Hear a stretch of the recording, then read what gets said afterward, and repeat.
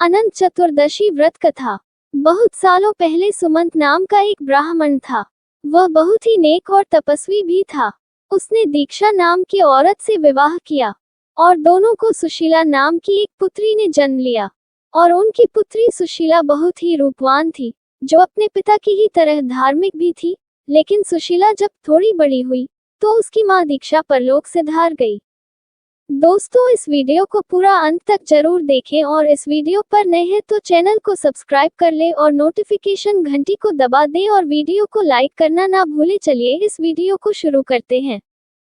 पत्नी दीक्षा की मृत्यु होने के कुछ समय बाद उस ब्राह्मण ने कर्क्षा नाम की एक महिला से विवाह किया और इसके कुछ समय बाद जब पुत्री सुशीला विवाह योग्य हो गई तो उसका विवाह कौंडिन्य ऋषि के साथ कर दिया गया। और विवाह में विदाई के समय जब ब्राह्मण ने अपनी दूसरी पत्नी कर्क्षा से बेटी और दामाद को कुछ देने के लिए कहा तो वह नाराज हो गई। कर्क्षा ने गुस्से में दामाद को ईंटा और पत्थर देकर विदा कर दिया। तब कर्क्षा के इस व्यवहार से कौंडिन्य ऋषि काफी दुखी हो गए और वे अपनी पत्नी सुशीला के साथ आश्रम जाने लगे।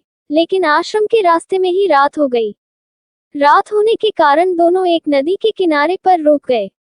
इसी दौरान सुशीला ने देखा कि नदी के किनारे कुछ स्त्रियां सुंदर कपड़ों में सजी हुई हैं। वे किसी देवता की पूजा भी कर रही थी।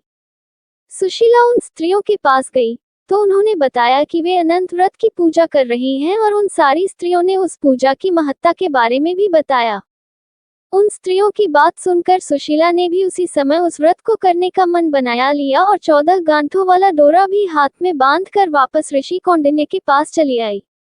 जब ऋषि कौंडिन्य ने सुशीला से उस डोरे के बारे में पूछा तो सुशीला ने उन्हें सारी बात बताई और ऋषि कौंडिन्य ने इस पर गुस्सा होते हुए ऋषि कौंडिन्य ने सुशीला के हाथों से उस डोरे को खोलकर तोड़ दिया और उसे आग में जला दिया।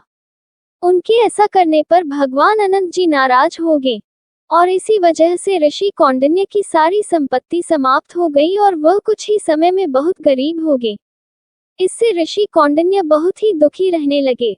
एक दिन उन्होंने अपनी इस गरीबी के बारे में अपनी पत्नी सुशीला से पूछा तो सुशीला ने बताया कि यह भगवान अनंत का अपमान करने के कारण हो रहा है। उन्हें वह डोरा भी नहीं जलाना चाहिए था।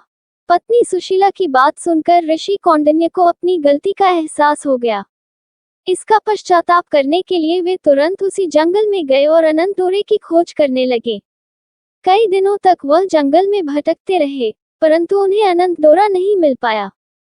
और एक दिन ऋषि कौंडिन्य जंगल में बेहोश होकर गिर गए। तभी उसके सामने भगवान अनंत प्रकट हुए। उन्होंने ऋषि कौंडिन्य से कहा, हे ऋषि कौंडिन्य, तुमने अनजाने में ही सही लेकिन मेरा अपमान किया था। उसी की वजह से तुम्हें ये सारे दुख झेलने पड़ रहे हैं।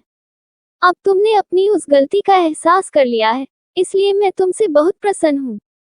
मैं तुम्हें वरदान भी देता हूँ कि जब तुम घर जाकर पूरे विधि विधान से मेरा अनंत व्रत करोगे तो अगले 14 सालों में तुम्हारे सारे कष्ट दूर हो जाएंगे।